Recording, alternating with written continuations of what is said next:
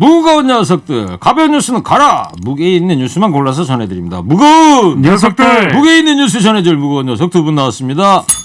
뚱커벨 인사이트 K 배동찬 소장. 안녕하십니까. 힘내십시오. 뚱블리 시사 전문 정상 기자 나왔어요. 안녕하세요. 네, 안녕하십니까. 네. 미국 네바다주 아세요? 미국 네바다주 네. 공군 비행 훈련장에 로봇 군견이 등장했대요. 무슨 생각들 드세요? 4차 산업혁명이 시작된다는 생각이 들기도 하고. 네. 공상과학 영화가 아닙니다. 예. 로봇개는 군견은 물지는 않겠죠. 무는 장치는 없겠죠. 아, 다행이네요. 네. 정상 기자는 뭐 느낀 거 없어요? 그 로봇 공견이 그럼 무슨 역할을 하는 건가요? 저기 하는 거죠.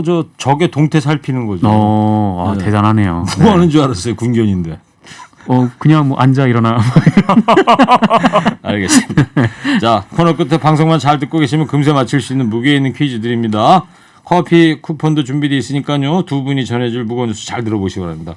추미애 장관 아들 병가 의혹 논란이 이어지고 있습니다. 일단 국방부에서는 규정상 문제가 없다 이런 입장이죠. 네, 어제 오후에 설명 자료를 냈는데 이 추미애 법무부 장관 아들 서모 씨의 군복무 중 이 병가 처리가 적법했다라는 판단을 내놨습니다. 이 진료 목적의 청원 휴가는 지휘관이 30일 범위 내에서 허가를 할 수가 있고, 그리고 소속 부대장은 20일 범위 내에서 청원 휴가 연장을 허가할 수 있다라는 건데요. 네, 또한 국방부는 이 서 씨가 병가 연장 과정에서 군병원 요양 심사를 거치지 않았다, 이런 지적에 대해서는 이 민간 병원에 입원할 경우에는 요양 심사를 거쳐야 되는데 입원이 아닌 경우 그것은 이제 심사 대상이 아니다라고 밝혔고요. 네. 이 전화 통화로 병가를 연장한 데 대해서는 휴가는 허가권자의 승인하에 실시되기 때문에 이 구두 승인으로도 휴가 조치는 가능하다 이렇게 설명했습니다. 예. 오늘은 또 추 장관 아들 성모 씨가요. 군 복무 당시 동료 병사들과 나눴던 단톡방 메시지가 논란이에요. 페이스북에 이제 단체 게시판이었는데요. 예.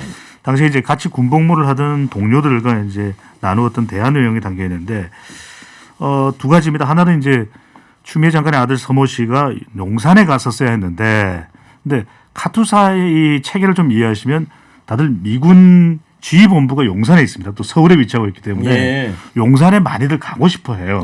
근데 결과적으로는 용산에 간 건 아닙니다.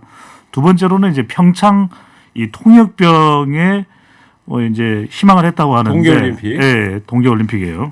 평창올림픽에 동계올림픽에 희망을 했다고 그러는데 통역병으로 여기서 이제 게시판 내용에 평창 동계올림픽 통역병을 간 사람을 이제 부러워하는 내용이 나옵니다. 그런데 네. 결과적으로는 이 당시에 이 통역병을 추천과 면접으로 선발할 계획이었는데 최종적으로는 추첨에 의해서 선발이 됐기 때문에 추첨을 통해서 네, 결과적으로 통역병으로 가지는 못했다. 않았습니다. 네.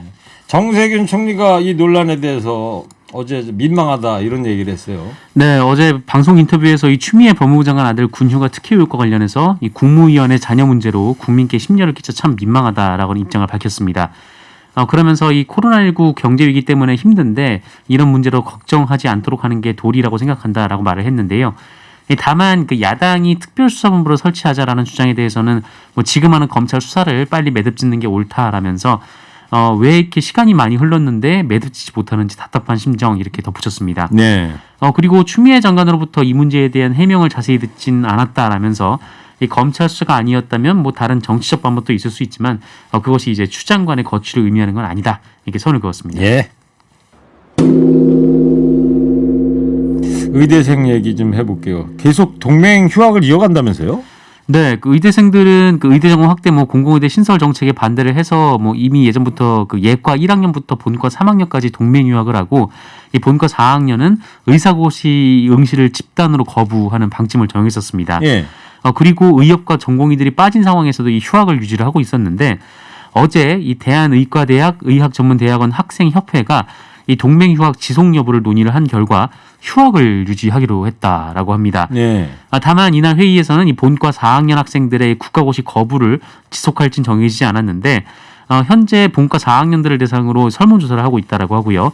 이 설문조사 결과가 나오면 어떻게 할지 결론을 낼 것으로 알려졌습니다. 자, 국가시험 응시는 어떻게 되는 거예요, 그러면? 여론이 상당히 안 좋습니다. 우선 이제 의대생들이 국시에 응시하기 위한 의사가 있어야 되는 것이거든요. 근데 예. 이게 지금 명확치가 않고 또 하나는 국민 여론이 또 상당히 안 좋습니다. 관련된 조사 결과를 제가 구체적으로 다 소개해드릴 필요는 없겠는데 여론도 지금 국민들이 너무 불편했고 시험을 거부한 것은 국가에서 강제적으로 못하게 한 것이 아니라 의대생들이 거부를 했던 것이다. 이렇게 되면서 여론도 상당히 안 좋은 상황이라 게다가 이제 정부는 다른 국가 시험에 응시하는 응시자들과의 형평성도 따져봐야 되거든요. 네. 상당히 지금으로서는 썩 좋은 환경은 아닌 것으로 나타나고 있습니다. 네.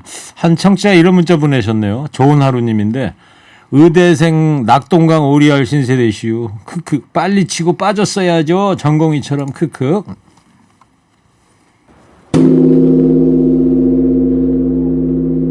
저는 허리케인 라디오 앵커 DJ 최일구고요. 인사이트K 배종찬 소장 시사 전문 뚱블리 정상 기자 함께하고 있습니다.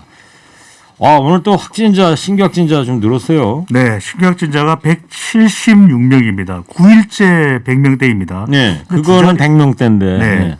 두 자리 숫자로 줄어든다면은 그래도 정부도 지금 2.5단계를 연장해야 될지 말지 굉장히 고심 중에 있는데 사실은 이 확진자도 확진자지만 핵심은 2.5단계가 수도권에서 더 연장되느냐 연장되지 않느냐 상당히 또 경제적으로 고통스럽다는 이야기가 곳곳에서 나오고 있거든요. 그렇죠. 그런 만큼 176명이라는 숫자가 간단치가 않습니다. 그래서 네. 지금 많은 전문가들도 이렇게 종합을 해봤더니 과연 이것이 연장될지 연장되지 않을지 누구도 지금 단언하지 못하는 상황입니다. 방역 당국이나 뭐 정부 입장에서도 고민들 많이 할 텐데 네. 지난주에 정은경 본부장이 그런 얘기했었잖아요.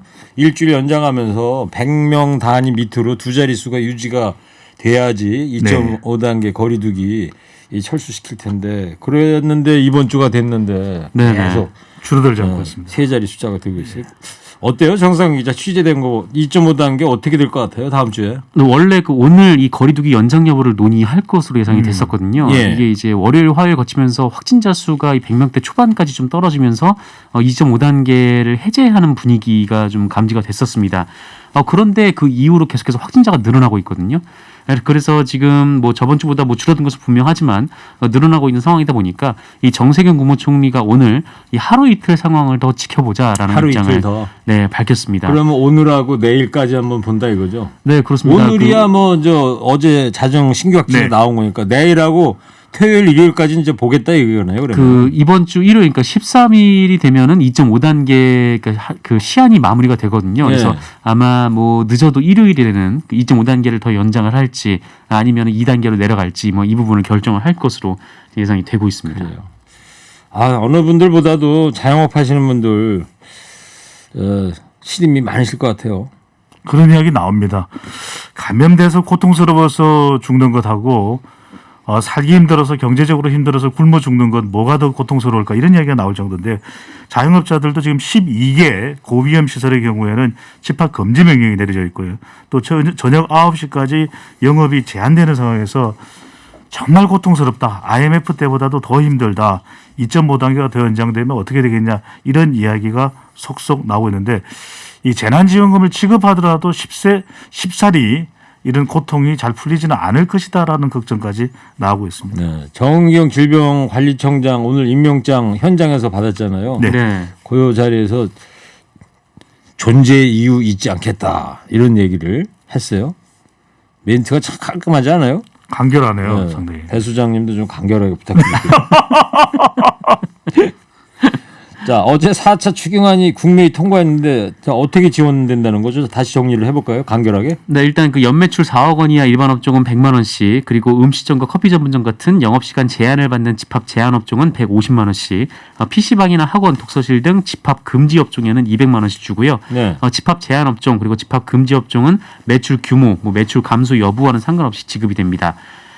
그리고 이 소상공인들의 임대료를 한시적으로 인한 이른바 착한 임대인 분들이 계시는데 이분들에게 임대료 인하액의 50%를 세액 공제할 예정이고요. 네. 그리고 특수고용 노동자, 이 프리랜서 70만 명에게 2차 긴급 고용안전지원금을 주고 취업에 어려움을 겪는 청년 20만 명에게도 특별 구직지원금 50만 원을 줄 예정입니다. 네. 근데 유흥주점 지원이 이제 제외가 됐잖아요. 제외됐습니다. 요거에 네. 대해서 김용범 기재부 차관이 그 국민정서 때문에 이런 얘기를 했어요. 네, 이게 상당히 좀 난감합니다. 왜냐하면 유흥주점이 아니면서 유흥주점처럼 운영되어 왔던 곳은 또 지급이 되거든요. 네. 근데 유흥주점이 또 불법이었냐? 그건 아닙니다. 합법적으로 등록을 하고 유흥주점을 해왔는데 이것도 역시 이제 집합 금지 명령이 내려져서 영업을 못하는 상황인데 이게 말이 되느냐 해서 유흥주점 쪽에서도 상당히 반발하고 있습니다. 그런데 김영범 기획재정부 차관은 관련된 질문에 대해서 유흥주점까지 지원한다고 하면 국민 정서상 반발이 심할 것이다라는 이유를 밝혔습니다. 네.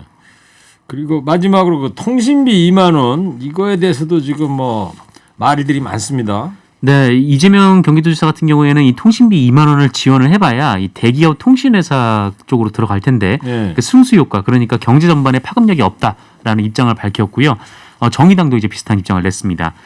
그리고 국민의힘 쪽에서는 그 주호영 원내대표를 비롯해서 이 통신비는 소용없고 차라리 전 국민에게 독감 무료 주사를 마치자 이렇게 제안하기도 했습니다. 네, 알겠습니다.